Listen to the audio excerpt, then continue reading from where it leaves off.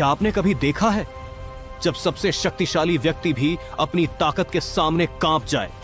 किष्किंधा के जंगल में बाली अपनी अजेय शक्ति के नशे में पेड़ पौधों को उखाड़ फेंक रहा था और अमृत समान सरोवरों को मिट्टी में मिला रहा था। उसकी गर्जना पूरे जंगल में गूंज रही थी। संयोगवश उसी जंगल में हनुमान जी राम नाम का जाप करते हुए ध्यान में लीन थे।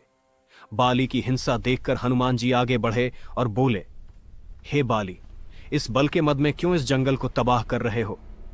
राम नाम जपने से मन और लोक दोनों सुधरेंगे। बाली ने क्रोधित होकर कहा, तुच्छ वानर, तू मुझे राम नाम का जप सिखा रहा है? अपने राम को ही बुला ले मुझसे युद्ध करने के लिए।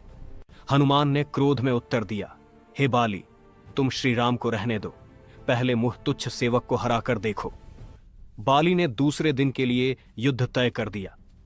अगले दिन हनुमान जी युद्ध के लिए निकले। रास्ते में ब्रह्मा जी प्रकट हुए और कहा, हे हनुमान, बाली को क्षमा कर दो। हनुमान ने कहा, नहीं, उसने मेरे आराध्य का अपमान किया है।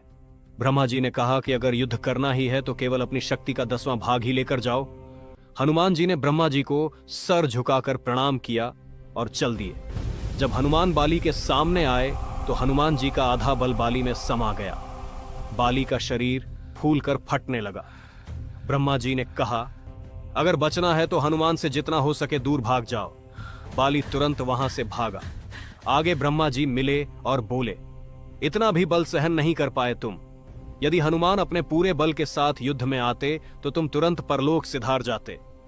बाली समझ गया कि हनुमान जी का बल असीमित और राम भक्ति असाधारण है। उसने हनुमान जी को दंडवत प्रणाम किया और कहा, हे हनुमान, आप तो इतने बलशाली होते हुए भी इतने शांत हैं, कृपया मुझे क्षमा करें।